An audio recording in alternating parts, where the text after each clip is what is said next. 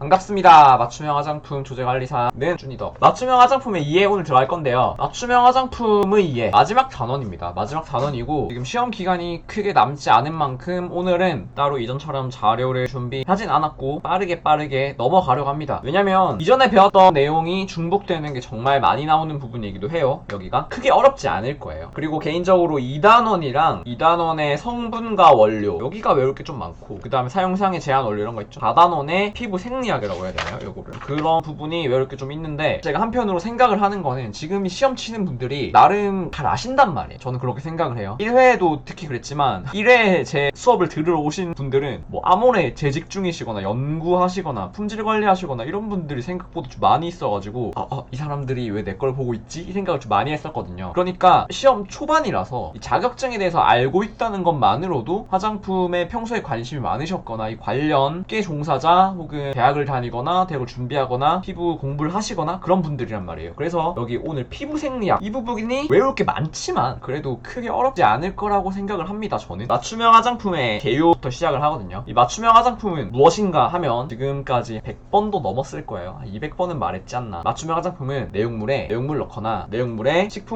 식품의약품안전처장이 정하는 허용한 원료를 넣는 그것을 맞춤형 화장품이라고 하고 그리고 혼합 소분하는 그런 것을 맞춤형 화장품이라고 하잖아요. 그래요. 내용물에 내용물 넣는 그 내용물에 이건 식품의약품 안전처장이 정한 원료 소분 이것이 우리가 배운 맞춤형 화장품이에요. 그죠? 글씨가 너무 못 알아보일 것 같진 않죠. 제가 글을 막 잘 쓰진 않아요. 그래요. 이게 맞춤형 화장품이고 그래요. 이게 혼합 소분인데 어떤 걸 혼합 소분하냐면 제조 또는 수입된 화장품에 하나 수입된 화장품 제조 또는 수입된 화장품이 혼합 소분하면 이게 맞춤형 화장품이에요. 이게 맞춤형 화장품이라는 건 결국에 나온 이유나 그런 거거든요. 주요 규정이나 이런 거에 대해 설명해야 되는데 제일 쉬운 내용이에요. 얘가 왜 나왔냐? 맞춤형 화장품은 고객의 니즈에 따라서 변화되고 있는 시장에 맞춰서 원래 약사법에서 화장품법이 분리되었듯 원래 규제가 너무 많았기 때문에 약사법이 화장품법이 되었고 그 화장품법도 규제가 좀 있다. 그렇다면 거기서 맞춤형 화장품을 만들 수 있게 따로 법을 내는 게 어떤가 해서 나온 게 맞춤형 화장품 관련 법이죠. 그렇게 해서 나오게 되었고 우리 2020년 3월에 첫 시험이 시행이 되었습니다. 이 정도면 넘어갈게요. 그리고 신고하고 등록하고 했던 그 1단원 내용은 기억나시죠? 그 부분은 생각할게요. 맞춤형 화장품을 만들 때 사용할 수 없는 원료 사용할 수 없는 원료는 1번, 2번, 3번 화장품에 사용할 수 없는 원료 그리고 화장품의 사용상의 제한이 필요한 원료 그리고 식품의약품 안전처장이 고시한 기능성 화장품의 효능 효과를 나타내는 원료 리스트에 포함된 경우가 포함이 됩니다. 이 세 개는 제가 저번에 말씀드렸는데 다시 말해드린 이유는 뻔하겠죠. 중요하니까 이거 빼고는 다 쓸 수 있어요. 맞춤형 화장품 쓸 수 없는 거 이 세 개 다시 한번 리마인드 해주시고요. 넘어갈게요. 맞춤형 화장품 신고에 대한 내용인데 우리 그 세 가지 업종 기억나시죠? 제조 그리고 제조업이랑 책임 판매업이랑 맞춤형 화장품 이거 두 개는 등록이고 얘는 신고입니다. 얘는 신고인데 이 신고에 대한 내용이에요. 변경 신고에 대한 부분을 한번 짚고 갈게요. 이거는 이야기를 한 적이 없는 것 같아요. 변경 신고 변경 신고는 사유가 발생한 날로부터 30일 두 가지가 있어서 헷갈리기 때문에 말씀드리는 거예요. 사유가 발생한 날로부터 30일 이내에 변경을 할 수가 있고요. 그 다음에 소재지 변경 소재지 변경은 90일 이내 이거 차이만 잠깐 짚어주시면 됩니다. 변경 신고 빨리 넘어갈게요. 마지막으로 안전성, 안정성, 유효성 이거는 구별할 수 있어야 돼요. 어떤 테스트 종류들이 쫙 나열되어 있고 이 테스트 종류는 어떤 것에 대한 시험인가 어렵진 않은데 가놓지 않으면 문제 틀릴 수도 있어요. 이거 충분히 나오는 문제거든요. 예를 들면 피부 패치 테스트가 있으면 이거는 피부에 대한 안전 피부가 이걸 사용했을 때 괜찮은가 염색약을 우리 목 뒤에 발라본다거나 아니면은 제품을 쓰기 전에 뭐 다른 곳에 발라본다거나 하는 이런 종류의 테스트들이 안전성에 대한 테스트가 되겠죠. 또 같은 게 1차 피부 자극성 시험 이런 거 적어놓을게요. 뭐 이런 그냥 보면 피부 자극성 시험이라든가 안점막 자극성이라든가 피부 감작성이라든가 광독성 및 광감작성이라든가 그러니까 보면 뭔가 외워야 할 것 같지만 봤을 때 이거는 피부의 안전성에 대해서 검사하는 거라는 느낌이 되게 직관적으로 오는 테스트들이에요. 그래서 크게 어렵지 않아요. 그럼 반대로 안정성도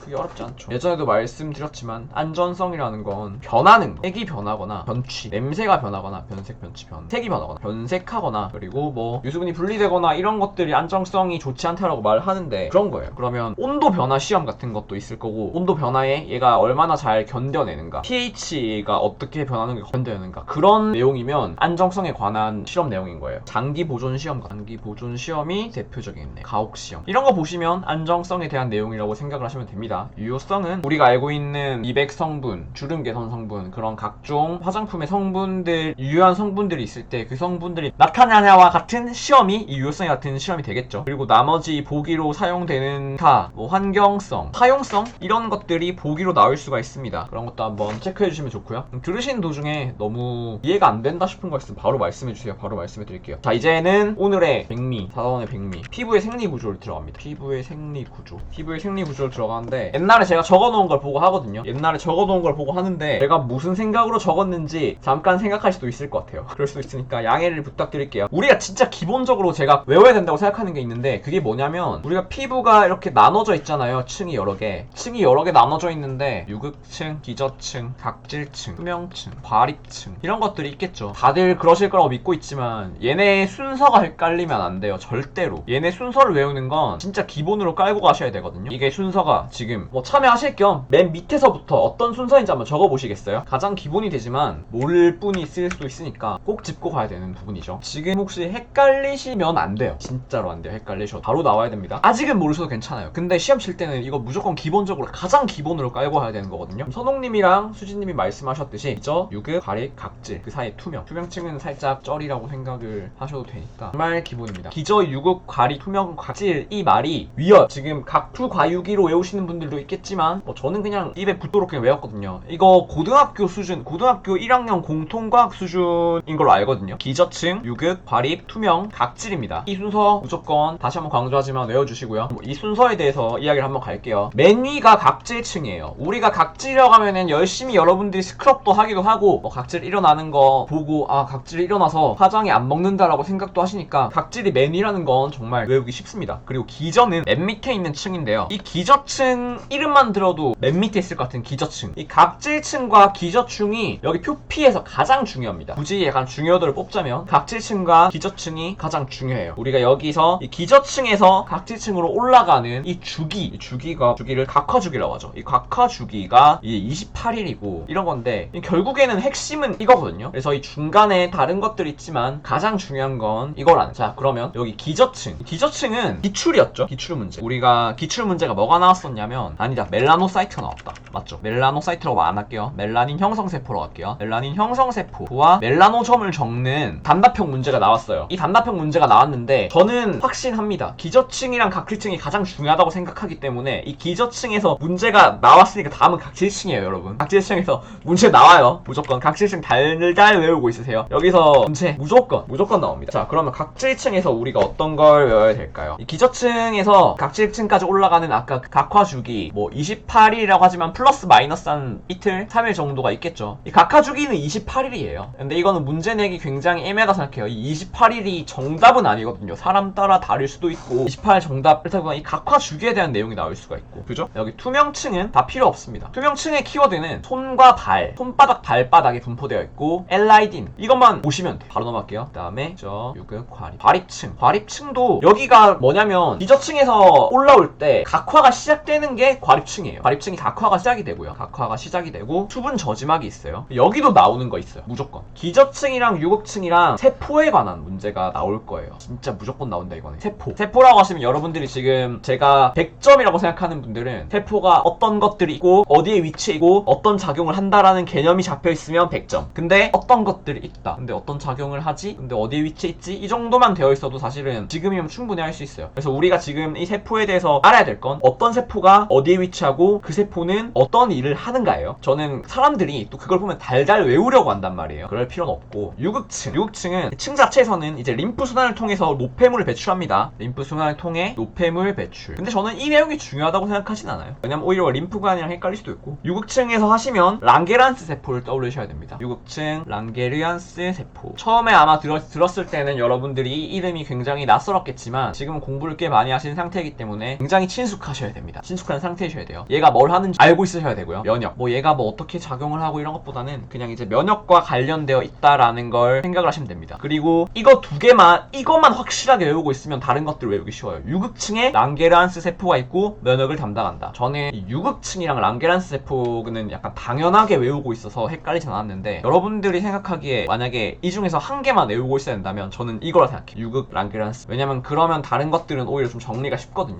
제가 지금 계속 안 넘어가고 말하는 이유. 유극층, 랑게란스 세포는 면역 작용을 한다. 그리고 이제 기저층으로 넘어갑니다. 기저층은 내용이 좀 더 많아요. 여기 표피, 이거란 말인데 여러분, 여기 기저유급 과립 각질 투명층은 여기 표피예요. 이 총 다 합쳐서 우리가 이걸 표피라고 부릅니다. 표피에 대한 내용 우리가 배우고 있는 거예요 지금. 그리고 표피의 맨 위가 각질이고 표피의 맨 밑이 기저층이에요. 그리고 표피의 맨 밑인 기저층은 그 밑에 있는 진피와 닿아져 있죠. 진피와 연결되어 있는데 이 기저층에 대한 내용을 갑시다. 기저층은 유핵세포층이라고 할 수도 있고요. 유핵세포층, 그러니까 핵이 있는 세포층이에요. 제가 아까 말했던 랑게란스 세포 말고 다른 세포들, 각질 형성세포, 멜라닌 형성세포, 그리고 마지막으로 머켈세포. 자, 우리가 아무것도 안 배운 사람들이라고 생각을 해봅시다. 문제에서 랑게란스 세포, 멜라닌 형성세포, 각질 형성세포, 머켈세포가 나오면은 와 이거 뭐야 너무 어렵다 하지만 우린 지금 그 단계는 넘어 있어야 되고, 이 중요한 세포들, 랑게란스가 유국인 거 우리 확실하게 외웠다고 생각을 하고 많이 말했으니까 나머지는 전부 기저층이에요. 일단 이렇게 섹터가 어떻게 분리되어 있는지 머릿속에 확실히 생각을 하고, 그 다음에 얘네가 어떤 것들을 하는지 생각하면 되는데, 각질 형성세포, 멜라닌 형성세포 다른 이름으로 부르죠. 우리가 케라티노사이트라고 각질 형성세포를 부르기도 하고 멜라닌 형성세포를 멜라노사이트라고 부릅니다. 하지만 이렇게 외우면 그냥 이름 그대로의 작용을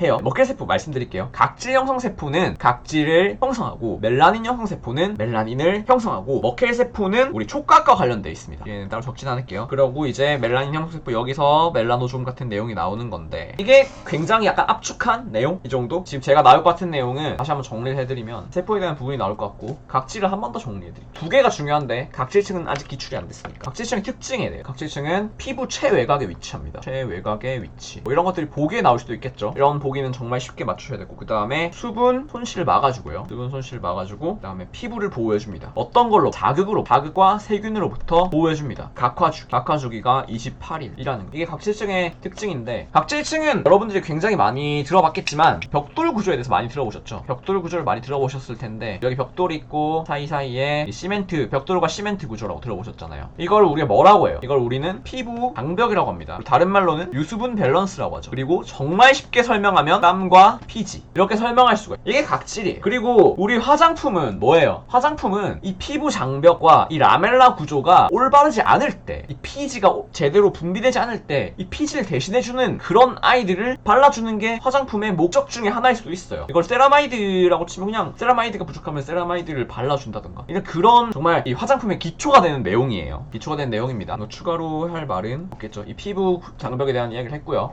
이거 라멜라 구조가 나오려나? 라멜라 구조입니다. 유수분 밸런스나 땀 피지는 피부 장벽인데, 피부 장벽은 라멜라 구조로 되어 있고 이건 땀과 피지로 구성이 된다. 이거를 우리는 화장품에선 유수분 밸런스라고 말을 한다 생각하시면 좋을 것 같습니다. 각질층 한 번 더 확인하시고요. 다음 우리 방금 배운 건 기저, 유급, 발입, 투명, 각질층, 표피에 대한 내용이었습니다. 위에 올라가고 있는데 여기는 이제 우리 배울 내용, 진피에 대한 내용을 배울 겁니다. 진피는 기저, 유급, 과립, 투명, 각질과 다르게 두 개의 층으로 구성되어 있어요. 뭘로 되어 있냐? 이거를 유극층이랑 헷갈리시는 분이 많은데, 그래서 제가 확실하게 외우라고 하는 거예요. 기저, 유극가 아까 뭐라 했냐?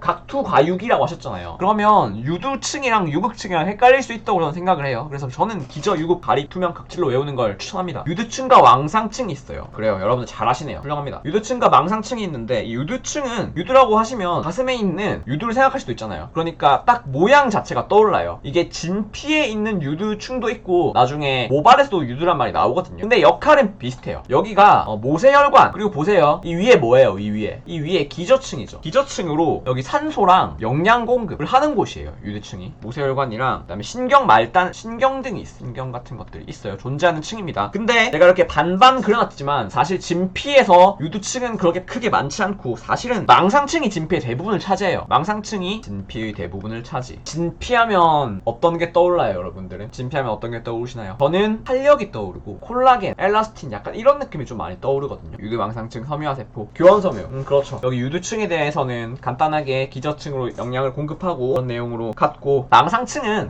망이 그물망이에요. 그물망자거든요. 그러니까 이렇게 그물처럼 이렇게 쳐져 있단 말이에요. 이 층이 이렇게 그물처럼 쳐져 있는데, 들여다보면 안에 그림을 잘 못 그리지만 뭐 이런 것, 콜라겐이랑 엘라스틴이 막 엮여 있어요. 이렇게 층을 가득 채우고 있단 말이에요. 층을 가득 채우고 있고, 이걸 만드는 게 우리 섬유 섬유화세포라고 합니다. 얘네들 구성하고 있는 게 콜라겐, 엘라스틴이에요. 대표적으로 여기서 한번 리마인드 하실 건 콜라겐과 엘라스틴은 진피에 있다. 진피에 있는데 중에서도 망상층에서 이 그물 구조를 이루고 있는 얘가 콜라겐, 엘라스틴인데 이걸 만드는 건 섬유화세포다. 제 생각엔 근데 이걸 설명을 하고 있으면서도 이런 내용은 쉬워서 나오지 않지 않을까라는 생각도 좀 하는데 너무 베이스로 깔고 가야 되기 때문에 집어드리는 거예요. 콜라겐, 엘라스틴을 만드는 섬유화세포. 그리고 이 콜라겐, 엘라스틴이 그물망 구조를 가지고 있잖아요. 이 그물이 무너지면, 그물 모양이 이렇게 무너지면 거기에 탄력이 줄어드는 거예요. 그래서 여러분들이 콜라겐 뭐 먹으면서 피부 탄력을 찾고 이너뷰티를 하고 하죠. 뭐 저분자 콜라겐, 저분자 콜라겐 참 할 말이 많은데 효과가 별로 없거든요. 그게 콜라겐 먹고 하고 하는 것이 이 피부에 들어와서 이 그물을 좀 탄탄하게 해서 내 피부가 탄력이 되라, 그 말이거든요. 약간 잠깐 재미로 이야기를 하다 가면 콜라겐을 먹으면 우리가 피부에 다시 작용을 하려면 분해되고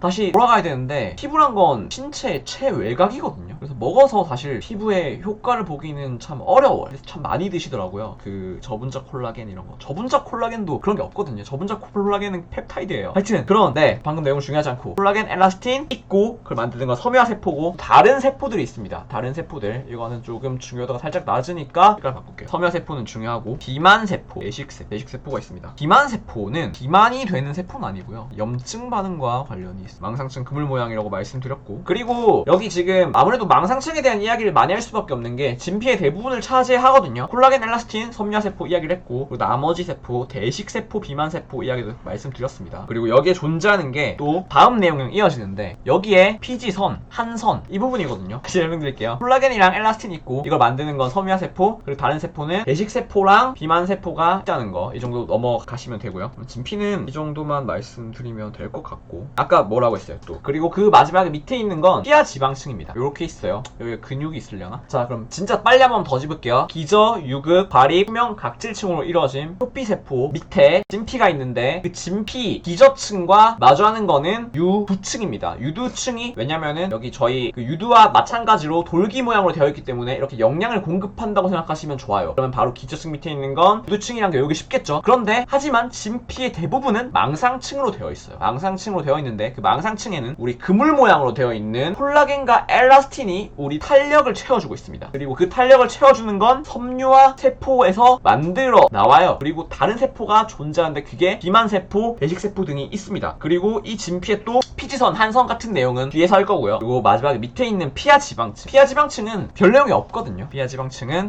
체온 조절이랑 그 다음에 쿠션 역할, 그리고 에너지 저장 장소, 지방이니까요. 이 정도로 될 수 있겠습니다. 피하지방층의 중요도는 그렇게 높지 않다고 생각을 합니다. 그래요. 피하지방, 진피, 표피 넘어가겠습니다. 다음은 피부에 대해서 방금 배웠어요. 우리가 배운 건 피부, 그리고 피부의 무속기관에 대해서 배울 건데, 방금 진피에 있다고 말씀드렸던 피지선, 그리고 한선 정도만 할게요. 그리고 모낭이나 뭐 조각, 손톱, 발톱 같은 것들이 있겠지만 일단 요 두 개를 짚고 넘어갈 겁니다. 피지선 하면 여기서 예전에 드렸던 내용 말씀을 한 번 더 드려야 될 것 같은데, 피지라고 하면 우리는 일반적으로 사람들은 굉장히 나쁜 이미지를 먼저 떠올리시죠. 피지 하면 개기름 이런 거 떠오르고, 그리고 여드름 떠오르고, 머리, 두피 떡지는 거 떠오르고. 하지만 이 피지는 여러분들은 굉장히 전문가시기 때문에 피지가 몸에 굉장히 이로운 영향을 준다는 것도 알고 있으셔야 되고요. 분포 위치를 봅시다. 얼굴, 피지가 많이 분비돼서 여드름이 나니까 피지선이 얼굴에 있다는 건 알기 쉽죠. 두피, 우리가 밖에서 오래 활동을 했을 때 머리가 떡집니다. 어떤 것에 의해서? 피지. 그러니까 얼굴, 두피, 총칭해서 머리라고 할 수도 있겠죠.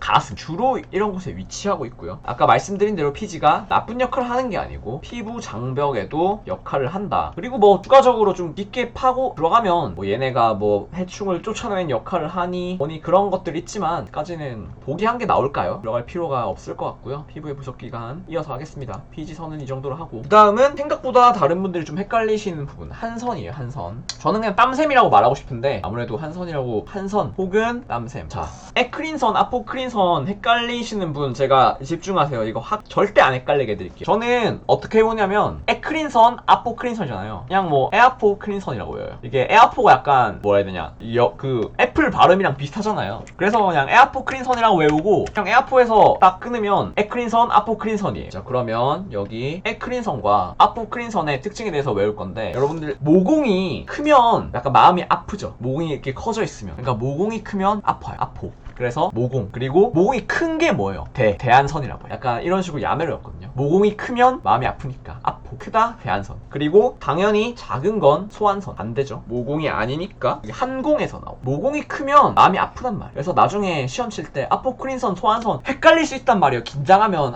이게 뭐지? 기억이 안 난단 말이에요. 그거 하지 말고 그냥 모공이 크면 마음이 아프다. 모공이 크면 대안선, 대안선은 아포크린선, 모공, 아포크린선, 모공. 그리고 이렇게 나온단 말이에요. 그리고 여기서 추가로 이 방법으로 이 문제 하나도 안 틀렸어요. 모공과 한공의 차이는 한공은 땀구멍이에요. 땀구멍이고 모공은 털구멍이죠. 그리고 여러분들 알겠지만 이 내용 중에서 냄새가 나는 게 있고 냄새가 안 나는 게 있어요. 그렇게 하면 그냥 이제 약간 아프잖아요. 마음이 아파. 땀 냄새가 많이 나면 마음이 아프잖아요. 여기 냄새가 많이 나는 거예요. 냄새가 많이 나요. 아포크린선에. 그냥 아포크린선 약간 안 좋니. 근데 에크린선은 한공은 여러분 땀이 체온 조절하는 건 여러분들 많이 아실 거예요. 땀이 체온 조절하는데 어디에 분포돼 있냐라고 했을 때 온몸을 체온 조절해야 되는데 뭐 가슴 위에만 한 선이 있다거나 밑에만 한 선이 있다거나 그런 거 아니겠죠. 한공 땀구멍은 체온 조절을 해야 되는 거는 온몸에 있어요. 뭐 없다 해봤자 입술에 없죠. 온몸에 있어요. 여기는 온몸에 있어요. 그리고 아까 얘가 냄새가 많이 났잖아요. 아포크린선은 모공이 커서 마음도 아프고 냄새가 많이 나서 마음이 아파요. 정말 많단 말이에요. 많고 커요. 그러니까 대안선이. 얘는 무색무취. 그리고 땀구멍이니까 체온 조절. 자, 그러고 여기 냄새가 나는 것들 우리가 생각할 수 있어요. 온몸에 분포되어 있는 에크린선과는 다르게 이 아포크린선은 냄새 나는 것들 어디에 뭐 겨드랑이, 항문, 배꼽 이런 것들에 분포되어 있겠죠. 그래서 오늘 지금 들으신 걸로 절대 이 문제 틀리지 않는 걸로. 나중에 충분히 시험에 나올 만한 문제잖아요. 그래서 이 문제 시험 나왔을 때 모공이 커서 마음이 아파서 문제 맞췄다고 나중에 후기로 말씀해 주셔야 돼요. 그래요. 그리고 이게 pH에 대한 내용도 있고 추가적으로 내용이 더 있긴 한데 이 정도만 알면 전 괜찮다고 생각을 하거든요. 넘어갈게요. 그리고 조갑은 손톱, 발톱인데 저는 케라틴이랑 아미노산으로 구성되어 있습니다. 조갑이 그렇게 중요하다고 생각을 안 해서 이거는 빠르게 넘어갈게요. 우리 방금 피부에 대해서 배웠습니다. 어떤 거 배웠나요? 계속되는 반복 학습. 피부는 표피, 진피, 피하지방으로 위에서 아래로 표피, 진피, 피하지방으로 구성되어 있는데 표피는 밑에서부터 기저, 유급, 발입, 투명, 각 7층으로 되어 있고 이게 표피. 그리고 밑에 진피는 유 두 층이랑 그다음 망 상층이에요. 그리고 피하지방 이렇게 있고 각자 기능들, 세포들 지금 막 다시 머릿속에 떠오르죠? 이게 여러분들의 기억을 더 좋게 할 거예요. 그리고 거기에 따로 포함되어 있는 게 모공, 한선, 에크린선, 아포크린선, 에아포라고 했죠. 애플, 에아포, 에크린선, 아포크린선, 그리고 피지선이 어디로 나있어요? 머리, 얼굴, 두피 주로 나고 가슴까지 주로 납니다. 그리고 항상 나쁘진 않다는 거 그 정도로 기억하시면 좋습니다. 우리 피부에 됐고 이제 모발로 한번 넘어가 봅시다. 모발, 머리로 가봅시다. 제가 아까 이거 하기 전에 그림 연습을 했는데 모발도 우리 아까 피부랑 비슷한 방식으로 공부할 거예요. 선이 있습니다. 그리고 여기 여러분의 머리카락이 나와 있어요. 믿어주세요. 이건 머리카락입니다. 머리카락이 있는데 우리 이 부분을 모간이라고 하고요. 이거 모근이라고 합니다. 그냥 모근 자체가 이름이 뿌리근이니까 모근, 모간은 외우기 어렵지 않을 거예요. 모근과 모간이 있습니다. 그리고 옆에 머리카락들이 더 있겠죠. 머리카락이 났습니다. 자, 머리카락 있고 이걸 좀 이따가 설명드리고 우리 머리카락 자체부터 봅시다. 머리카락이 이렇게 있어요. 머리카락이 이렇게 나 있는데 이걸 단면으로 보면 이렇게 우리가 모수질이라고요. 그리고 이 머리카락을 그림 너무 못 그려. 어떡하지? 모피질이라고요. 그리고 여기 마지막 껍데기 살짝 덮어져 있는 여러분 이 그림을 이해해 주셔야 합니다. 여기 마지막 남아있는 이것을 표피라고 합니다. 이것도 마찬가지로 여러분 아까 기저층, 유구층, 과립층, 투명층, 각질층처럼 표피, 피질, 수질 무조건 아셔야 돼요. 순서 헷갈리시면 안 돼요. 이거 헷갈리시면 안 돼요. 무조건 아셔야 돼요. 정말 기본 중에 기본이에요. 저는 뭐 표피수, 표피, 피질, 수질이 표피질, 표피수 이렇게 외웠는데 3개밖에 안 되거든요. 여기 표피, 피질, 수질 외워주시면 되고요. 설명을 드립시다. 좀 옆에 적을걸. 그러면 중간부터 바깥으로 적을게요. 모수질은 가장 중간에 있는 얇은 심이고요. 모피질은 가장 많은 부분을 차지하고 있고 수질을 감싸고 있습니다. 그리고 모표피는 그냥 이름부터 표피 제일 바깥에 있을 것 같죠? 정말 다행처럼 이름이 가장 중앙의 심. 모피질은 주변을 둘러싸고 있어요. 주변을 둘러싸고 있는데 아까 그림도 이렇게 제가 수질을 이렇게 그리고 모피질은 막 이렇게 그렸잖아요. 그걸 그린 이유는 요게 여기서 80에서 90%를 차지하고 있습니다. 모발이. 그리고 좀 특이한 부분은 멜라닌을 함유하고 있는 부분이에요. 그러면 이 부분이 시험에 나온다고 쳤을 때 보통 시험 문제는 내용이 내용이 많은 부분을 내기가 좋단 말이에요. 그러면 이 부분에선 모피질에 대해서 좀 문제가 내기 쉽겠죠. 출제자 입장을 생각해봤을 때 그러면 모피질이 좀 중요한 거예요. 모피질에 멜란이 함유되어 있고 가장 많은 부분을 차지하고 있다. 각 특징을 알고 있으면 모수질은 가장 중앙에 심이고 피질은 감싸고 있고 가장 많은 부분이고 멜라닌 함유하고 있고, 제가 멜라닌을 함유하고 있다고만 하고 넘어가도 여러분들 이제 아무것도 모르는 사람들이 아니니까 아셔야 돼요. 아, 멜라닌을 함유하고 있으면 이 멜라닌을 통해서 뭐 모발의 색색을 나타내는 부위는 모피질이겠다. 이런 것들이 자연스럽게 제가 듣지 않아도 말하지 않아도 자연스럽게 들어오셔야 됩니다. 목표피는 가장 바깥에 있다. 이 정도라면 모발의 안을 한번 들여다봤고요. 자, 밖에 한번 봅시다. 우리 모간과 모근에서 이 우리는 방금 이 모발에 대해서 봤습니다. 모발 안이 다시 한 번 더 모수질, 그리고 모피질, 마지막 모표피, 이걸 본 거예요 방금. 그러면 우리 여기를 봅시다. 여기를 보면 모간, 모근, 피부 밖, 피부 안, 여기 여러분 두피예요. 좀 그리면 이 모발이 있잖아요. 모발을 만드는 곳, 여기가 아까 제가 말했죠. 아까 우리 유두층은 뭐예요? 유두층은 기저층에 영양을 공급해준다 했잖아요. 영양을 공급해주고 거기서 이렇게 올라가는 건데, 여기도 영양을 공급해준 친구가 있네. 머리카락이 그냥 나진 않을 거 아니에요. 여기 영양을 공급해주는 이 아이, 제가 아까 유두를 말했던 이유는 얘도 모유두입니다. 모유두. 여기 동그란 부분을 우리는 모구라고 해요. 모구라고 하고, 모발을 똑바로 세워주게 하는 잇모근도 있는데, 일단 여기에 몽글몽글하게 피지선도 있습니다. 피지선 기억나죠? 아까 우리 피지선이 어디 있다 했어요? 얼굴, 두피, 가슴 위. 여기 어디예요? 두피예요. 피지선 있습니다. 이거 맨날 하루 종일 외우려고 하니까 안 되는 거예요. 이렇게 내용이 이어져야지 머리에 팍팍 들어와요. 그리고 피지선이 있고 그 옆에 근육이 있는데, 그 근육을 우리는 입, 세울 입, 모발,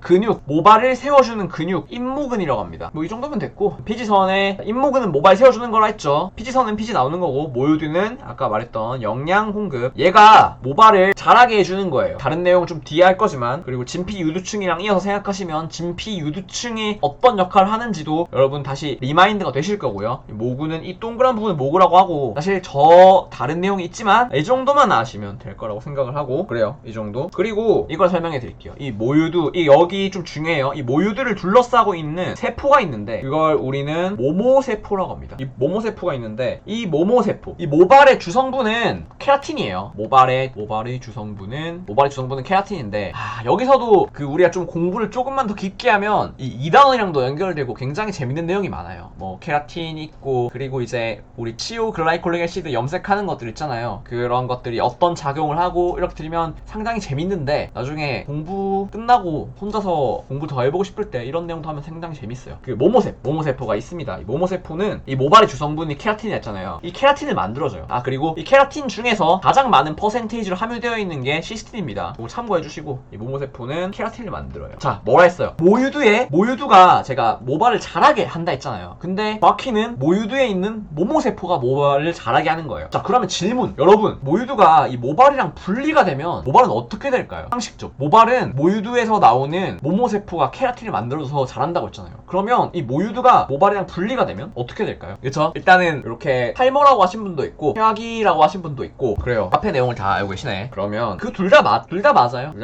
그 내용을 이해서 할게요. 여기서 우리는 모주기라는 걸 배우게 됩니다. 모주기. 이 주기가 뭐예요? 주기라는 건 어떠한 기간을 말하죠. 다른 데 쓰이는 주기란 말이 뭐가 있지? 각화주기도 우리가 아까 말했던 각화주기, 주기라는 말도 28일 나타내는 거잖아요. 이 모주기라는 말은, 이 각화라는 건 그거잖아요. 각질이 떨어져 나가는 기간을 28일, 이거 각화주기라고 하면, 이 모주기는 모발이 나서 떨어져 나가는 시간에 대한 이야기입니다. 모주기. 정말 슬프지만 이 머리카락은 언젠간 저와 작별을 해야겠죠. 저희 아버지는 탈모가 아니신데 저도 탈모가 오진 않겠죠. 맨날 탈색하고 이래가지고 걱정이 되긴 합니다. 제가 요즘에 굉장히 이 머리 관련해서 의약품들을 공부를 많이 하고 있거든요. 그래서 이 모발 공부가 굉장히 재밌어요. 굉장히 유명한 제품인데 미녹시딜, 이런 제품이 있어요. 미녹시딜은 일반 의약품이고 약국에서 약사님이랑 상담하면 구매할 수 있습니다. 이 미녹시딜 제품은 뭐 액도 있고 폼도 있고 한데, 이걸 머리에 뿌리면 모발이 나요. 어떠한 이유냐면 아까 말씀드렸죠. 모유두가 영양을 공급합니다. 영양을 공급하는데, 영양 공급, 결국에는 이제 혈액순환이 잘 돼야지 영양 공급이 원활해요. 근데 탈모에도 굉장히 많은 이유가 있을 거예요. 뭐 탈모 종류도 여러가지고, 뭐 앞머리부터 올라가는 안드로겐형 탈모가 있을 거고, 그리고 여자분들 같은 경우에는 이렇게 듬성듬성 빠지잖아요. 그걸 여성형 탈모라고 합니다. 여성형 탈모라고 하는데, 탈모 종류가 혈류에 관련된 내용일 때는 이 미녹시딜을 바르게 되면 혈류가 개선되면서 영양 공급이 좋아져요. 그러면 혈류 문제로 머리가 안 났던 분들은 다시 머리가 날 수가 있겠죠. 굉장히 유명한 제품인데, 그냥 혈관 관련해서 제품을 만들다가 부작용으로 털이 나기 시작한 거예요. 그래서 만든 제품이 제품이 세상에 나오게 된 제품이 미녹시딜, 그 다음에 또 유명한 제품 프로페시아. 이거는 논외인데 이 미녹시딜과 프로페시아 단 두 가지가 FDA 인증 성분이에요. FDA 인증 탈모 치료 성분이에요. 국내에서는 아보다트, 이거는 식약처가 인증, 이건 식약처는 요거 3개 인증해주거든요. 그래서 이렇게 운행되고 있습니다. 프로페시아가 피나스테리드, 이게 두타스테리드, 막 그런 건데, 하여튼 요즘 저 모바일 공부하는 거 너무 재밌어가지고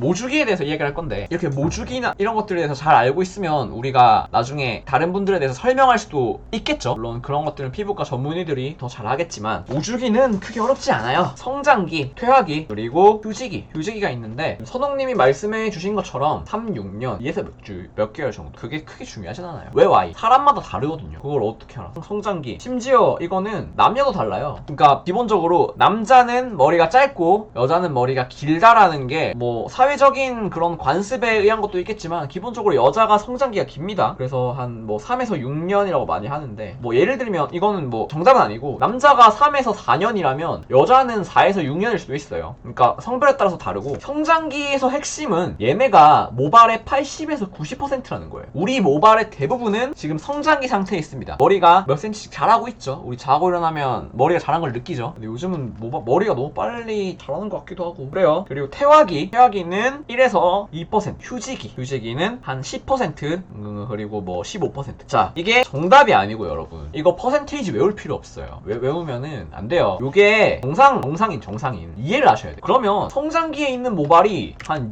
70%고 휴지기에 있는 모발이 20%다. 그럼 이게 탈모형 머리인 거예요. 이 이야기는 좀 뒤에 했어야 돼요. 성장기면 봅시다. 아까 뭐라고 했어요? 성장기에 있는 모발은 어떤 모발이냐면, 이 모발이 이렇게 있을 때 모유들을 통해서 영양을 공급받고 있는 머리카락이 성장, 80%에서 90%가 해당되는 이 머리가 성장, 모유두, 모모세포. 이걸 뭐 세포 분열 이렇게 할게요. 아까 설명했으니까. 그럼 퇴화기는 뭐냐면, 모모세포가 이제 일을 안 해. 성장을 했다는 건 모모세포가 영양을 공급해서 이렇게 올라갔다는 건데, 케라틴을 만들어냈다는 건데, 퇴화기는 모모세포가 일을 안 하는 단계예요. 모모세포 일 안 함. 이거를 분리가 시작됐다는 거예요. 모모세포가 일을 안 한다. 모모세포는 어디에 있다? 여기 모유두에 이렇게 모모세포가 있다. 모모세포가. 그러면 이게 분리가 시작되는 거야. 이렇게 있고 머리카락이 이렇게 따로 시작되는 거야. 분리 시작했어요. 아직 분리가 다 된 건 아니에요. 뭐 걸쳐있다 칩시다. 그럼 이 휴지기는 뭐예요? 휴지기는 모유두랑 모낭이 분리된 거. 이게 휴지기. 이게 모주기입니다. 이게 첫 번째. 자라고 분리되고 빠지고, 그리고 다시 성장기로 돌아가는. 이 정도면 괜찮은가요? 이해 안 가시는 분 없죠? 모발에 관한 내용들이, 모발은 어떤 역할을 하는가, 모발은 보호하고 배출하고 장식적 의미를 가지고 이런 내용이 있는데, 그런 내용은 너무나 간단한 내용이기 때문에 저는 그걸 넘어가고, 오늘은 제가 여기까지만 하려고 했거든요. 오늘 내용에서 질문 있으신 분 말씀하시면 됩니다. 오늘 배운 내용 저랑 하니까 많이 쉬워졌죠? 어떻게 하면 쉽게 할까 많이 생각을 해봤습니다. 진도 많이 나갔어요. 오늘은 문제를 안 가져왔는데 나중에는 문제를 많이 풀 수 있는 시간도 드릴게요. 그리고 저 부탁 한 개만 해도 돼요? 혹시 책 구매하신 분들은, 제 문제집 구매해주신 분들 후기 작성 좀. 여러분들 고생 많이 하셨습니다. 책 혹시 구매해주신 분들 구매처에서 솔직하게 뭐 안 좋은 부분 안 좋았다 쓰셔도 되고, 좋았던 부분 좋았다 쓰셔도 되시는데, 그냥 아예 아무것도 없으니까, 그래가지고 그것 좀 되시면 그것 좀 부탁드리겠습니다. 구매하신 곳에서 쓸 수 있어요. 구매하신 사이트. 혹시 막 실제로 가서 구매하신 분도 계신가요? 모바일 부분은 다시 한번 봐야겠네요. 모바일 부분이 좀 덜 됐나요? 문제풀이 일주일 하면 충분히 시험 칠 수 있겠죠? 제 문제집이 어려운 수준 아니에요. 어려운 수준 아니라서 제 문제집 만약에 완벽하게 다 풀 수 있다, 그럼 충분히 합격하실 수 있을 거라 생각하는데, 문제집 풀기만 하고 다 숙지가 안 돼 있다, 그러면은 열심히 좀 더 하셔야죠. 맞아요. 저 유튜브 수익도 들어와서, 유튜브 수익으로 오른쪽 밑에 항상 캠 화질이 너무 안 좋았잖아요. 그 캠 화질 62,000원 주고 사가지고 좋은 걸로, 캠 화질 좋은 걸로 바꿨습니다. 하하하. 뭔가 항상 여기 조명 켜고 했거든요. 근데 조명 안 켜고 해도 피부가 좀 깨끗해 보이는 것 같아요. 그래서 기분이 좀 좋네요. 오늘 책 구매해주셔서 감사합니다. 감사합니다. 다음 주면 내용이 끝날 건데요. 다음 주가 이제 우리의 마지막 강의가 되겠죠. 다음 주가 마지막 강의가 될 건데 별 내용 없어요. 이제 그냥 끝났다고 보시면 돼요, 사실상. 맞아요. 제가 뭐 잘 가르친다기보다는 그냥 이렇게 일주일에 틈내서 공부하게 해드리는 거는 좀 도움이라고 생각을 해요, 저도. 그래서 공부 가셔서 합격하시고 나서 나중에 저랑 같이, 언젠가 이 중에서 저랑 같이 일하는 분이 있지 않을까요, 나중에? 그렇게 되시면은 그때 저한테 잘해주는 걸로. 그러고 이제 여기서 채팅을 안 치는 분들도 뭐라고 해야 되냐, 그냥 저한테 개인적으로 쪽지를 보내주셔가지고 말씀하시는 분들도 있고, 그러면은 참 그날 기분이 좋아요. 일할 때도. 오늘, 그러니까 어제 뭐 그런 사람도 있고 저런 사람도 있는 건데, 저는 사실 적으면서 하는 게 뭔가 제 수업 참여하는 것 같아서 좋아요. 추가 시험 끝나면 라이브 영상 볼 수 없는 건가요? 추가 시험 끝나면 2회 시험 전에 정리는 한번 해드릴게요. 내용을 다 만들어서 올리면 크게 필요하지 않지 않을까요? 수요가 있으면 제가 하는 건데 생각보다 이제 1회 때보다 많이 들어오지 않아서 반복학습으로 들으셔야 되는데 다들 이게 지금 막 새로 들은 것처럼 좋으면 안 돼요. 내용 정리해서 카톡방에 올리시면 도움 될 겁니다. 갈게요. 다음 주에 봐요 여러분. 다들 시험 다 돼가는데 화이팅입니다.